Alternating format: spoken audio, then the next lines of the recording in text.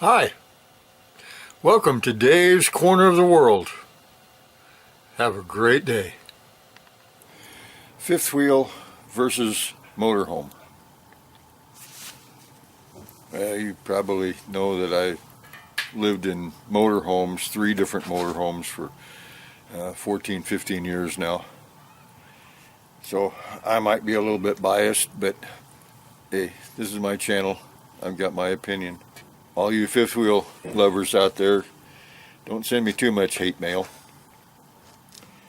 But this is the way I see it.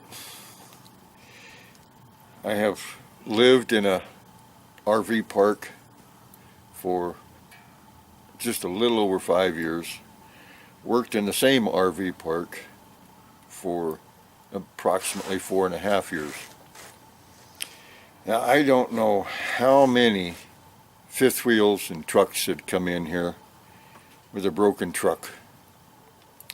The turbo quit running, or transmission problems, or something to do with the drivetrain.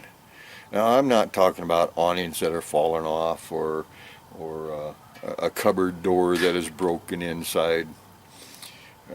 That's the house manufacturer problem. I'm talking about the drivetrain. I was gone for almost a month, and the day after I left, somebody came in with the fifth wheel and a broken truck. That rig was still sitting there. The truck was still in the shop for almost 2.5 weeks. I don't know what was wrong with it. Doesn't make any difference. Now, how many motorhomes have I seen in the last 5 years with drivetrain problems, engine, transmission, suspension, axles, what makes you go across the ground? None. Not a single one that I can remember. Sure, RVs of all types come in with broken refrigerators and broken furnaces, but that's part of it. You have broken refrigerators and broken furnaces at your stick-built house. So that's not even in the realm of what I'm talking about. My motorhome, you can't see much of it now. I'll give you a tour one of these days. This particular one, this is the third one I've had. This is a 2003 Monaco Diplomat. I have personally put over 100,000 miles on this motorhome. I have never had a drivetrain problem. Not one. I change the oil regularly. I do everything I'm supposed to do as far as drivetrain maintenance. Have it greased everywhere it needs to be greased, and I've had 0 problems with it. A pickup truck manufacturer can say, well, our rig is rated for X pounds of towing capacity. You know what? They can do it, but they can't do it for 100,000 miles. The drivetrain underneath this motorhome here, it was designed for this motorhome. It was designed to have this much weight on it. It was designed to go down the road at 60, 70, 75 miles an hour. A pickup truck, the engine and transmission and drivetrain was not made anywhere comparable to a motorhome drivetrain. Let's go a little bit further. In this particular motorhome, and like I say, this is old, this is a 2003, but I've got double pane windows in all of my windows except for the windshield. I've got everything in there that a person could possibly want and need.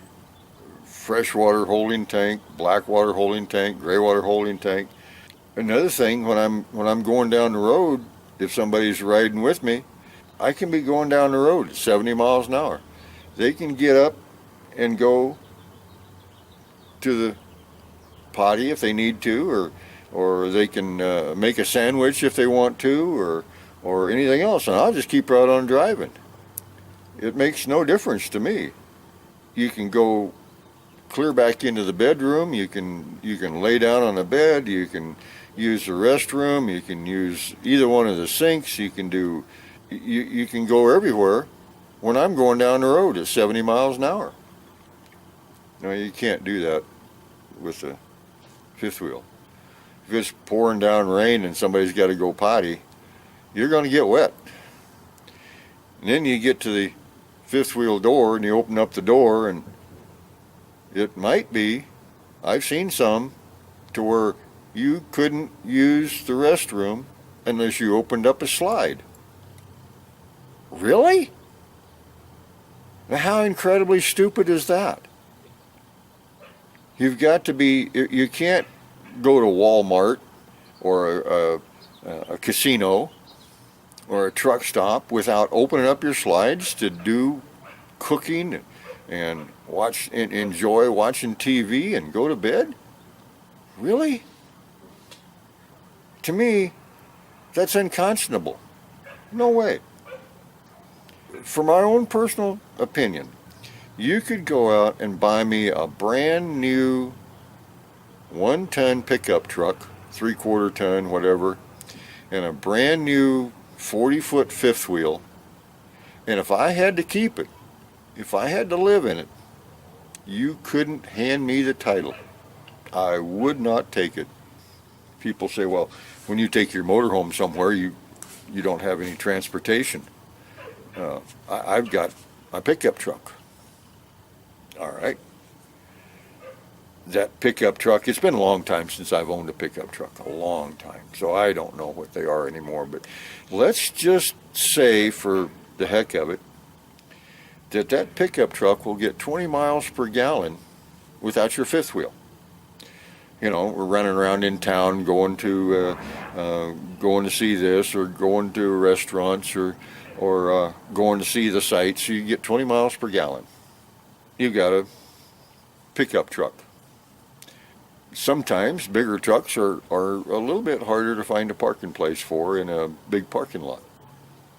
Okay. Now with me, the only two things I own is a Harley and my motorhome. But if I owned a car that got 30, 40, 45 miles per gallon, I'd buy a dolly to put on the back of the motorhome, put that car on the dolly, and go down the road. When I get to where I'm going, I'll take my car off the dolly. Oh, the dolly is only about $1,500 new. You don't need a license form. No title, no license, no extra money at all as far as the state or country is concerned. It's just, that's it, $1,500 new. Hey, you can get them for more than that if you get them with brakes and things like that. But $1,400 to $1,700 is what you can pick up one for. So when I get somewhere with my motorhome and car and dolly, I take my car off of my motorhome, or off the dolly. Now I've got a nice small little car that gets 35, 40, 45 miles per gallon. It's very comfortable, small. I can get in any parking places almost anywhere. I go right downtown. The parking places are always small there. No, a fifth wheel is just not for me. Then there's the comfort of driving. Just sitting driving. In a pickup truck, I used to drive pickup trucks. I've had 2 or 3 in my lifetime. They're okay, but they're made for short distances. You sit in a pickup seat and your feet are cramped up, and you just sit in one little place, and that's it. My motorhome got a great big seat, lots of foot room. When I sit somewhere, you know, when I get somewhere and set up for overnight or camping or wherever I'm going, I turn this seat and the passenger seat around, and they're recliner chairs in my living room. I've got enough fuel on board that I can travel about 650 miles without ever having to stop. And I can sit and do it. I've done it many times. I like my motorhome. I like the convenience. I like the nice seat. I can sit in the seat forever. I love to drive this motorhome. I've had two others ahead of this one, and I love to drive them. They're just so simple to drive, so easy to drive. I just love it. Fifth wheel versus bumper pull. Fifth wheel all the way. Bumper pulls, golly, they're really crazy. And they're so easy to load incorrectly. If you have too much weight up front, you have too much weight on the back bumper of your pickup truck or whatever you're pulling it with. The problem with that is it raises the front end up more than necessary. And if you're in a rainy situation, maybe it hasn't rained for a long time, there's oil on the road, you can get in some real trouble really fast that way.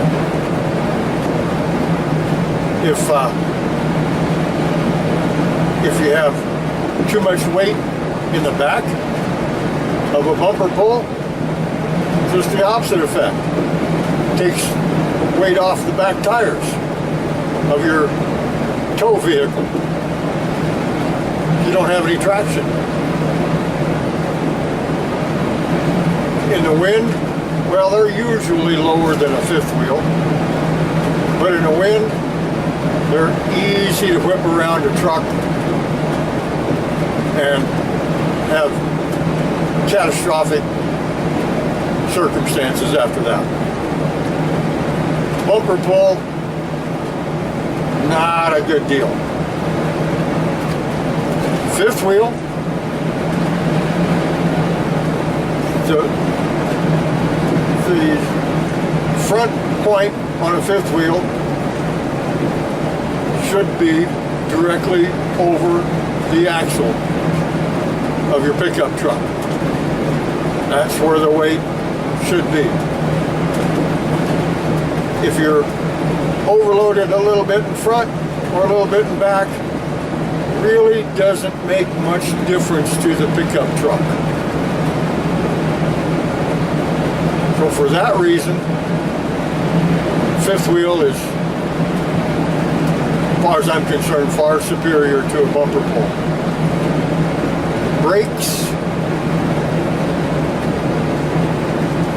you got to know how to set up brakes in either a fifth wheel or a bumper pull.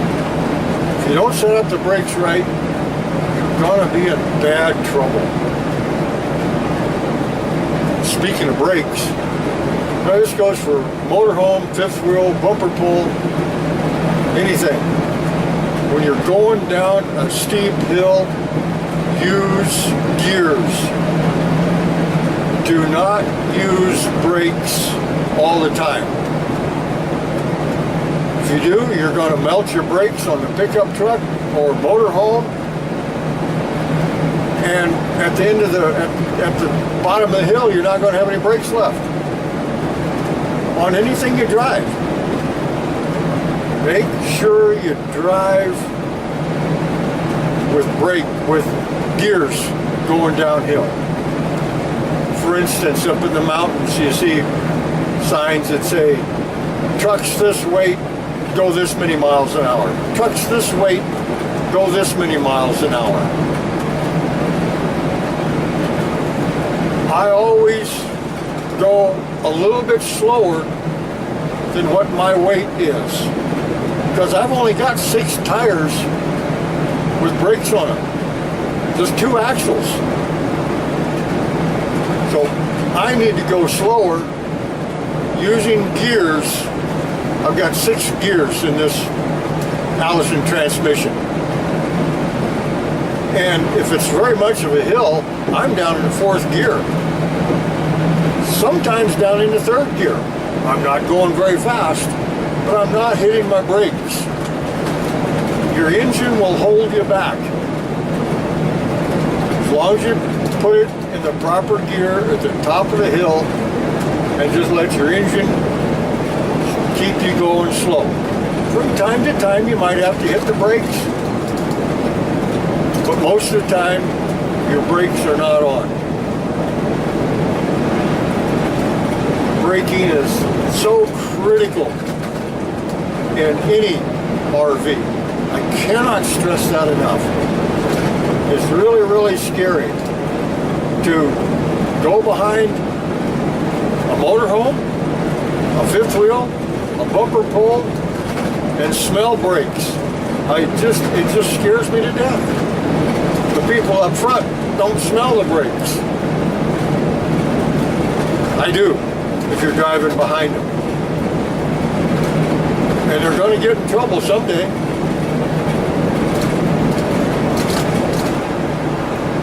Exhaust brakes on diesel-powered motorhomes versus shake brakes in tractor-trailer trucks.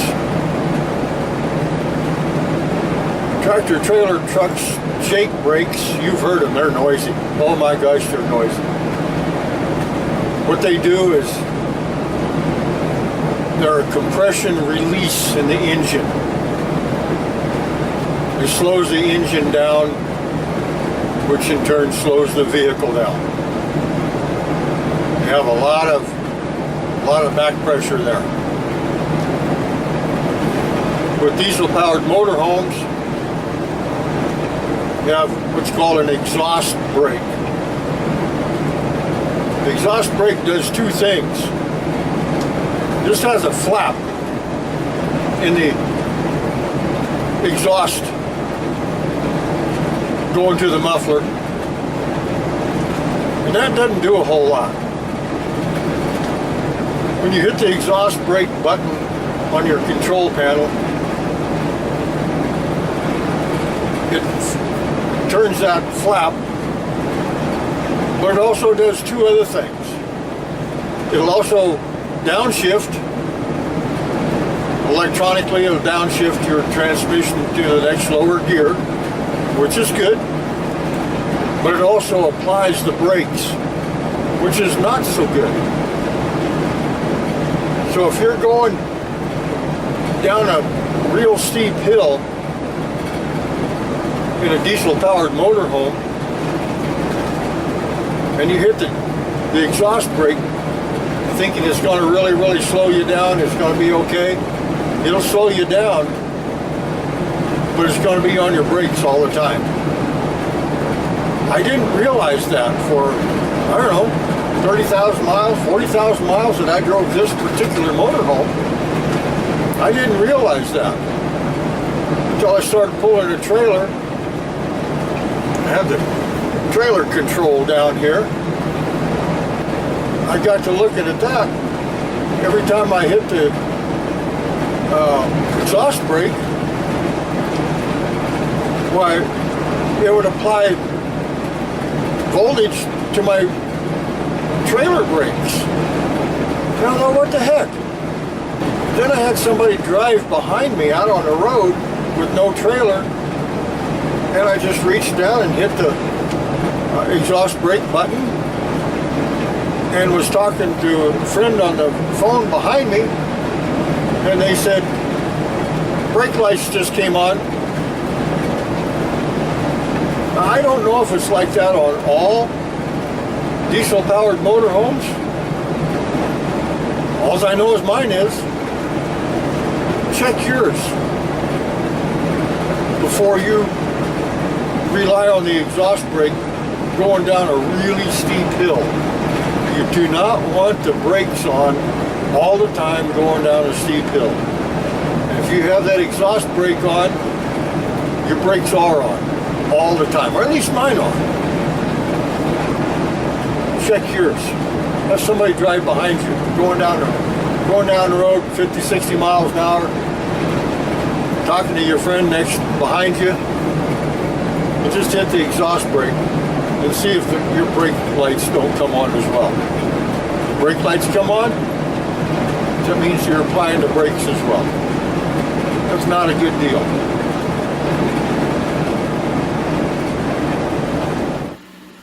See you next time.